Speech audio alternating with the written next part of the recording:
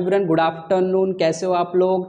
आज हम लोग लेक्चर नंबर 2 लेके आ चुके हैं वेव ऑप्टिक्स का, और जिसके अंदर हम लोग और फर्दर डिटेल समझने वाले हैं वेव ऑप्टिक्स और रे ऑप्टिक्स की कहानी के बारे में, जिसके अंदर हम लोग न्यूटन्स के कॉर्पस्कुलर थ्योरी को डिस्कस करने वाले। जैसे कि हम लोग ने लेक्चर नंबर 1 में देखा था कि हम लोग लाइट को अभी तक रे के फॉर्म में समझ में आ रहे हैं, सीखते आ रहे हैं, लाइट को रे कंसिडर करते हुए आ रहे हैं और सारे फिनोमिनन को डेवलप किए थे। तो लाइट के स्टडी का जो हिस्ट्री है वो किस तरीके से स्टार्ट हुआ था उसको आज हम लोग डिटेल में समझने की कोशिश करेंगे। तो इस वीडियो को लास्ट तक देखना है, सारे कंसेप्ट और जो भी नॉलेज है वो आप अपने अंदर बिल्ड कर लो। Okay, so without wasting time let us begin now.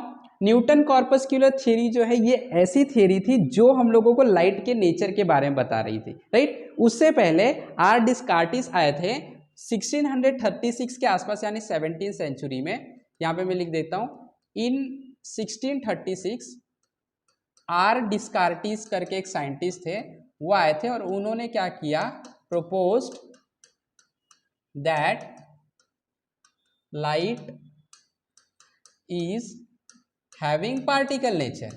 मतलब उन्होंने बोला, उन्होंने ही स्टार्ट किया था, light is having particle nature. उनका कहना था कि लाइट जो होता है वो पार्टिकल का नेचर का होता है, लेकिन ज़्यादा कुछ ये बता नहीं पाए थे। उसके बाद 1672 के आसपास ने न्यूटन ने इस थियोरी को सपोर्ट करने के लिए एक इनिशिएटिव लिया, इस थियोरी को डेवलप करने का एक इनिशिएटिव लिया, और उन्होंने इस थियोरी को डेवलप किया और उन्होंने बहुत सारे हम लोगों को इस थियोरी के बेस पे कैरेक्टर बता दिए लाइट का। ठीक है, क्या क्या कैरेक्टर बताया देख लेते। तो सबसे पहले क्या हुआ, उसके बाद इन 1672 आसपास, ठीक है, ये परफेक्ट ईयर नहीं हो सकता है, सारे बुक में कुछ इधर उधर हो जाता है। इन 1672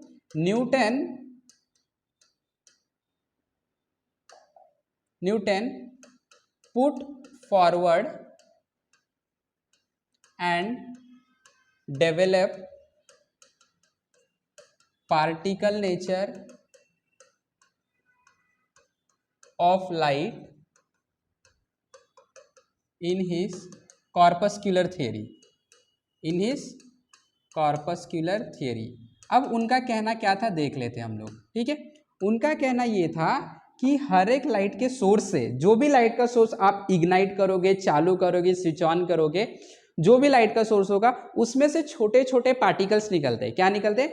छोटे छोटे पार्टिकल्स निकलते हैं, और ये पार्टिकल जो होते हैं बहुत तेजी से, बड़ी तेजी से आगे की तरफ एक मीडियम में बढ़ते हैं। ऐसे उन्होंने न्यूटन्स कॉर्पस्कुलर थियरी की स्टार्ट की थी। तो उन्होंने क्या बोला कि एवरी सोर्स ऑफ लाइट, क्या बोला उन्होंने, एवरी सोर्स ऑफ लाइट क्या करते हैं वो लोग, एमिट करते हैं। क्या एमिट करते हैं? Emit small particle. क्या एमिट करते हैं? Small particles. क्या एमिट करते हैं? Small particles. Clear? Which travels in a medium, which travels, अच्छा उन्होंने ये भी बताया आगे की तरफ फ्लो करेंगे, ट्रैवल करेंगे, which travels in a medium in forward direction. कैसे बढ़ते हैं आगे? Forward direction with very high speed, direction with greater velocity, बहुत तेजी से आगे की तरफ बढ़ते हैं, ऐसा न्यूटन का कहना था, ग्रेटर वेलोसिटी। तो अगर मैं इसको आपको बताना चाहूँ तो न्यूटन क्या बताने की कोशिश कर रहे हैं? न्यूटन ये बताने की कोशिश कर रहे हैं कि जो लाइट का सोर्स होता है, लेट से ये हमारे पास एक लाइट का सोर्स है, ठीक है, मैं अभी फिलहाल कैंडल बनाता हूँ, ये कैंडल है, लाइट का सोर्स है। तो उनका कहना था कि इसके अंदर से ऐसे छोटे छोटे पार्टिकल्स आगे बढ़ते हैं और ये बड़ी तेजी से आगे की तरफ बढ़ते हैं इन फॉरवर्ड डायरेक्शन, ये आगे की तरफ फॉरवर्ड डायरेक्शन। और अगर आप इसके आगे बढ़ने के डायरेक्शन को अगर आप देखोगे तो आप ये पाओगे कि इसके आगे बढ़ने का जो डायरेक्शन है, ये देखो इस तरीके का डायरेक्शन है, राइट, ये आगे की तरफ बढ़ते जा रहा है। इसलिए हम लोगों ने बोला था ये स्ट्रेट लाइन में चल रहा है और ये रे नेचर दिखा रहा है। कौन सा नेचर दिखा रहा है? रे नेचर। तो न्यूटन का यही कहना था कि लाइट का जो भी सोर्स होगा उसमें से छोटे छोटे पार्टिकल्स निकलेंगे, और every source of light emit small particle which travels in a medium in forward direction with very high speed. और उन्होंने इसका नाम रखा कॉपर सेल्स। क्या रखा? Corpuscles. और उन्होंने रखा this particle was called as corpuscles. क्या बोला गया इसे? कॉपर सेल्स बोला गया। क्लियर हुआ? सेकेंड, अब इन्होंने क्या बताया इसके बारे में? इन्होंने बताया कि ये जो कॉपर सेल्स होते हैं, ये जो कॉपर सेल्स होते हैं, इनका कुछ कैरेक्टर होता है। कॉपर सेल बोलो या तो दिस पार्टिकल बोलो, this particle are rigid, solid होते हैं, रिजिड होते हैं, स्ट्रॉन्ग होते हैं, रिजिड उसके बाद उनका कहना था इलास्टिक होते हैं, यानी कि अगर आप इस पार्टिकल को अपनी जगह से हिला दोगे, हटा दोगे, वापस से अपनी जगह पे आ जाएंगे। इनके पास रिस्टोर करने वाली कैपेसिटी होती है, इसके लिए इलास्टिक बोला गया। एंड मासलेस, इनके पास मास ना के बराबर होता है। ये कैसे होते हैं? मासलेस होते हैं। This particle are rigid, elastic and massless. ये कैरेक्टर उन्होंने ये पार्टिकल का बता दिया। ठीक है, अब उन्होंने क्या बताया? उन्होंने बताया, अगला पॉइंट उन्होंने हम लोगों को ये बताया है कि ये जो पार्टिकल्स होते हैं, दिस कॉर्पर सेल, जो भी कॉपर सेल्स है, this corpuscles enters our eyes, retina भी बोल सकता हूं। जब ये कॉपर सेल्स हमारे रेटिना पे गिरते हैं तो हम लोगों को आसपास की चीजें दिखाई देती, सेंस होती है। तो उनका कहना था this corpuscles enter a retina and we get a sensation of vision, we get a sensation of vision. आप लोगों को आसपास की चीजें दिखाई देने लगती है। क्लियर? तो उनका यही कहना था। क्या कहना था उनका? कि जब भी ये जो पार्टिकल्स होते हैं, कॉपर सेल्स होते हैं, जैसे ये आईज है, राइट, ये आईज है, तो उनका कहना था कि जो आपके कॉपर सेल्स है, जैसे यहाँ पे ये आपका कॉपर सेल्स इसमें से निकल रहा है, लाइट का सोर्स है, तो ये कॉपर सेल्स ऐसे निकल रहे हैं, राइट, ये निकल रहे हैं। और जब ये रेटिना के अंदर आते हैं, आईज थोड़ा सा हम लोग ऊपर शिफ्ट कर लेते हैं, ठीक है। जब ये रेटिना के अंदर आते हैं तो हम लोगों को आसपास की जो चीज़ें वो दिखाई देने लगती है, ठीक है।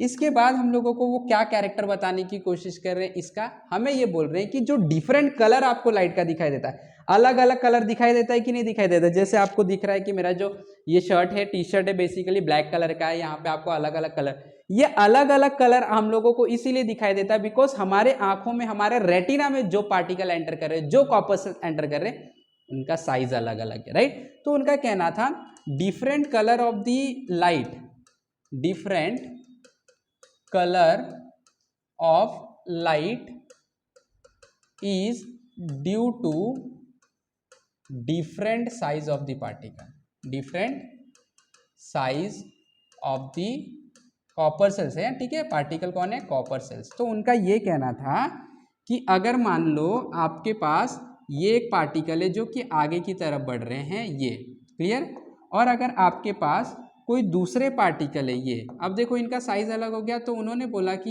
ये आपको अलग अलग दिखाई देंगे। कैसे दिखाई देंगे?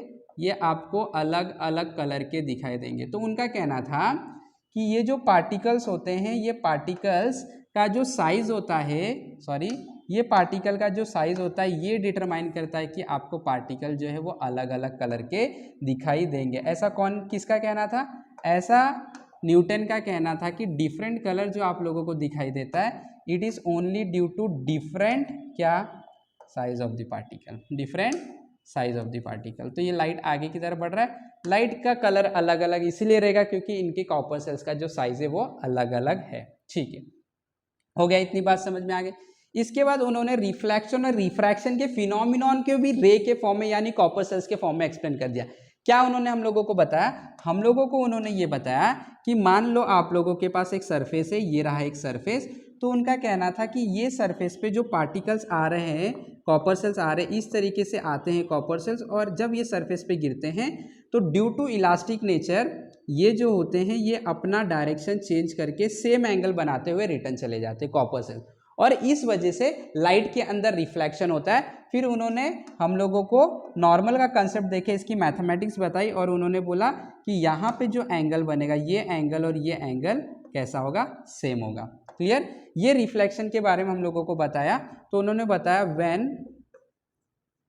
कॉपर सेल्स, कौन? Corpuscles, when corpuscles falls on the opaque surface, किसी ओपेक सरफेस पे,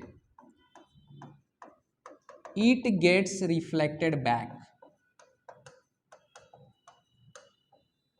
और उन्होंने बोला इसी को रिफ्लेक्शन का नाम, this is called as reflection of light. क्या बताया इसको? रिफ्लेक्शन ऑफ लाइट का नाम दिया, ठीक है। ऐसे फिनोमिनन हम लोगों को न्यूटन जो है वो बार बार बताते चले गए, किसके बारे में? लाइट के बारे में। इसके बाद उन्होंने हम लोगों को क्या बताया? इसके बाद उन्होंने हम लोगों को बताया कि लाइट के अंदर रिफ्रैक्शन भी होता है। क्या होता है? रिफ्रैक्शन भी। और कैसे हम लोगों को लाइट के रिफ्रैक्शन के बारे में उन्होंने बताया? उन्होंने बताया when light enters another medium, जब लाइट एक मीडियम से दूसरे मीडियम में जाएगा, another medium, then due to change in speed and attractive forces, speed and attractive forces by medium of particle, sorry by particle of medium, by particle of medium, light changes its direction, light changes its direction, और इसी का नाम, this is called as refraction, इसी का नाम उन्होंने क्या रख दिया, रिफ्रैक्शन रख दिया। अच्छा, क्या बताने की कोशिश किया, इस स्टेटमेंट से नहीं हम लोग डायग्राम बना के समझते। उन्होंने बोला when light enter one medium another medium, एक मीडियम से अनदर मीडियम में जाते, then due to change in speed, light का स्पीड चेंज हो जाता है, और जिस मीडियम में जा रहे हैं वहां के पार्टिकल फोर्स उसके ऊपर एक्सर्ट करने लगते, और इसीलिए उसको अपने डायरेक्शन को बदलना पड़ता है। क्या मतलब हुआ इसका, इसका मतलब हुआ ये रहा आपका सरफेस, ठीक है। अब यहाँ पे हम लोग बोल देते हैं कुछ लाइट के पार्टिकल्स आ रहे हैं, देखो ये लाइट का पार्टिकल आ रहा है, ठीक है, ये लाइट के, सॉरी स्ट्रेट लाइन में आएंगे, ये लाइट के पार्टिकल, ठीक है। अभी स्ट्रेट समझ लो। उनका कहना था कि यहाँ पे जो मीडियम आपको दिख रहा है, देखो ये पूरा मीडियम है, राइट। अब मीडियम में भी तो पार्टिकल भरे हुए हैं, राइट, ये रहा मीडियम के पार्टिकल्स है, राइट। अब ये मीडियम के पार्टिकल क्या करते हैं, इनके ऊपर अट्रैक्टिव फोर्स लगा के अपनी तरफ खींचते।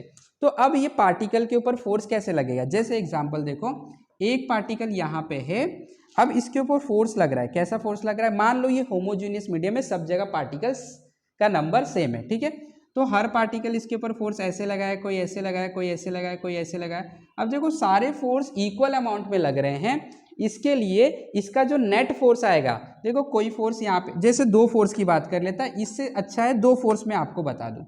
जैसे एक पार्टिकल देखो यहाँ पे आया, ये कॉपर सेल्स का पार्टिकल, पहला पार्टिकल, ये मीडियम इसके ऊपर फोर्स लगा रहा है, मान लो कि एक पार्टिकल यहाँ पे फोर्स लगाता है, एक पार्टिकल यहाँ पे फोर्स लगाता है, तो इसका रिजल्टेंट क्या होगा, पैरेललोग्राम ना।